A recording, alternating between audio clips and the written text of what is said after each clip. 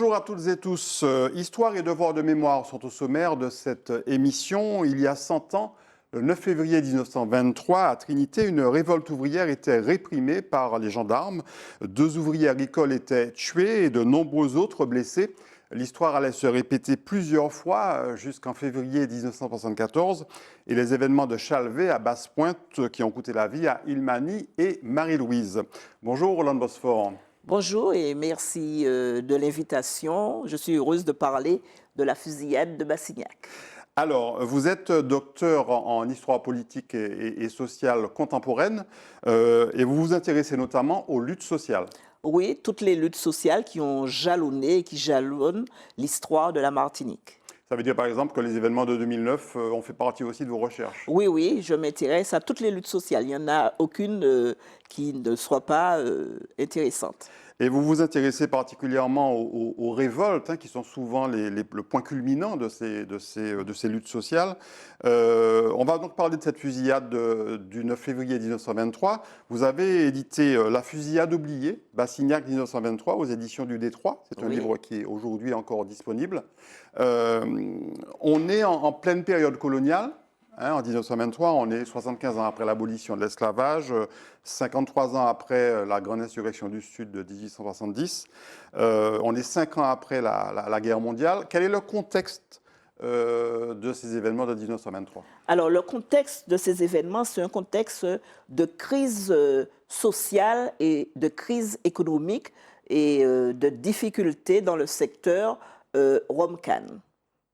Ça veut dire que il y avait une première grande révolte en 1900 qui avait un peu marqué le début de ce mouvement social ouvrier. Au François, il y avait eu une dizaine de morts.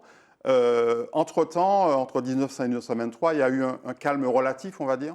Oui, c'est-à-dire, on dit calme relatif. Il faut savoir que chaque début de récolte, chaque mois de février, amenait son lot de crispation, je vais dire, de la part des ouvriers qui n'étaient pas entendus.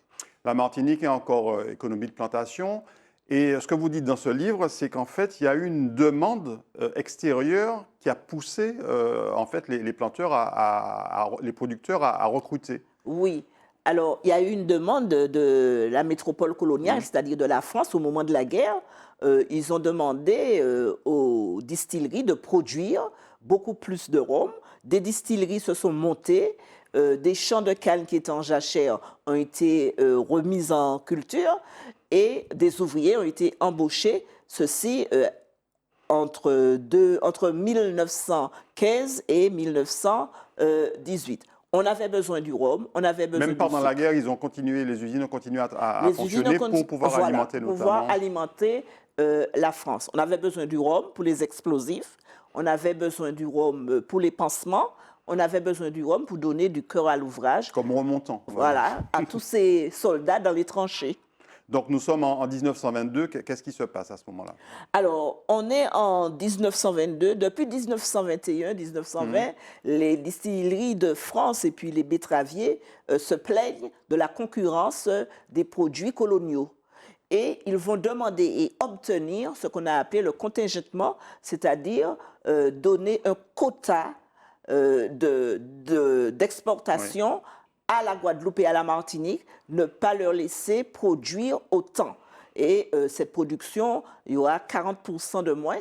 Et que vont faire les distilleries? Elles vont fermer.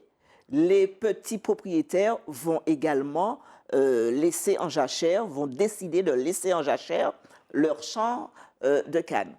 Cette loi est prise à la fin de 1922 et applicable dès janvier 1923. Donc forcément avec des conséquences pour les ouvriers. Alors avec de graves conséquences.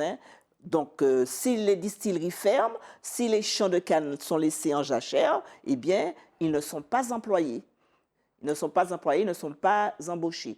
Alors, ce que nous oublions toujours, c'est que le travail de la canne, c'est un travail saisonnier. Oui. On travaille 6 mois. Oui. Donc, ils ont besoin de ce travail.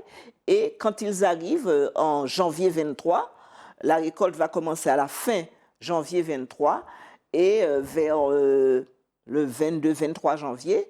Et ils vont trouver des distilleries fermées. Ils vont trouver aussi des propriétaires qui vont leur dire pas ni travail. Pas ni travail, et même au niveau de ceux qui travaillaient, des rémunérations qui ne pouvaient pas évoluer. Oui, et on leur dit ceux qui vont travailler, autres PKP, touchez plus. Alors, qu'est-ce qui se passe à ce moment-là? Les ouvriers commencent à protester et ils Oui. s'organisent. Oui, ils commencent à protester dès le 24-25 janvier, ils commencent à protester. Donc c'est valable pas seulement pour le Nord-Atlantique, Oui. mais toute la Martinique. Les centres canniers du sud et du centre étaient également en grève. Ils se mettent en grève et ils vont aller d'habitation en habitation. Alors ça va commencer dans le secteur Marigot-Sainte-Marie, ça va rester un long moment sur Sainte-Marie, et puis malgré des interventions du maire, Joseph Lagosilière, et de son premier adjoint, les choses ne vont pas changer. Les patrons vont refuser toute négociation et ces travailleurs vont décider d'aller plus loin.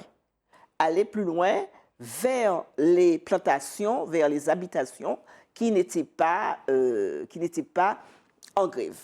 Il y avait quelques-unes aux alentours de Bassignac qui n'étaient pas en grève. Bassignac à Trinité. Bassignac à Trinité. Bon, dans ce temps-là, entre Trinité et Sainte-Marie, ça se faisait très vite par Monde-des-Est, Monde-Poirier, et on arrive tout de suite à Bassignac. Et clairement, les ouvriers décident donc de s'organiser pour aller donc au-devant, enfin, devant les usines et les plantations qui fonctionnent encore, pour réclamer en fait du travail et de meilleures rémunérations. Oui, et demander à ceux qui travaillent de les soutenir, d'arrêter de travailler tant qu'il n'y a pas un résultat.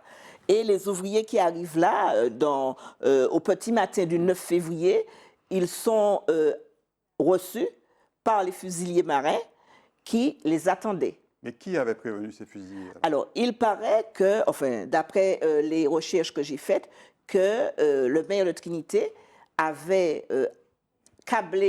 avait envoyé un câble au gouverneur. Il avait eu télégramme peut-être à l'époque. Au télégramme, oui. Là.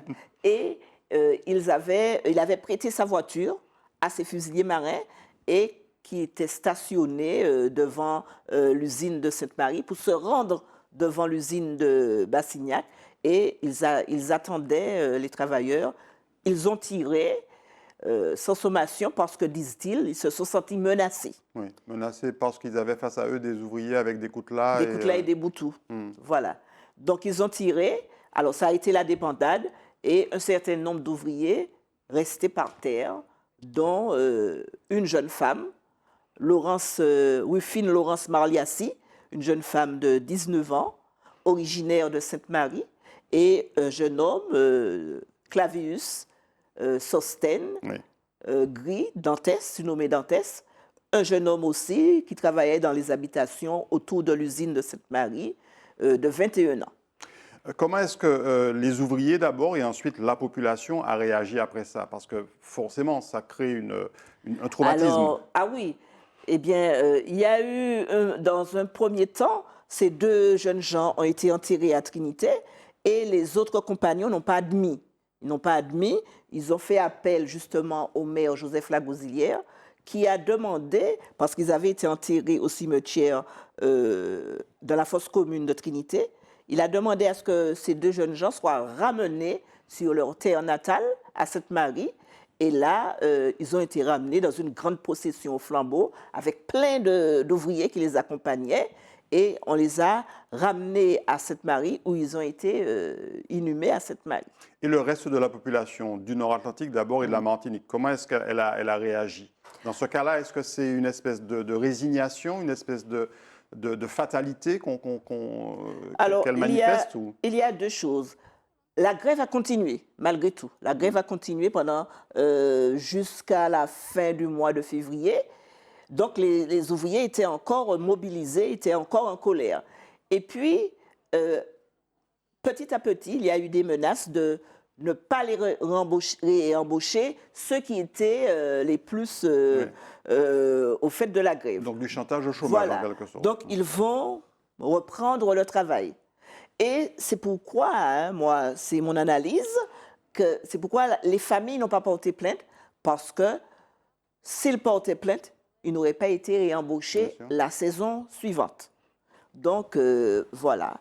Et bien entendu, les autorités, comme ça se passe souvent dans ce type de fusillade, dans ce type de massacre, très clairement, les autorités ont couvert impunément les gendarmes qui eux-mêmes avaient exécuté en fait des directives venant de l'État central. Ils se sont dédouanés puisque c'est le gouverneur le gouverneur Guichard qui leur avait demandé d'intervenir.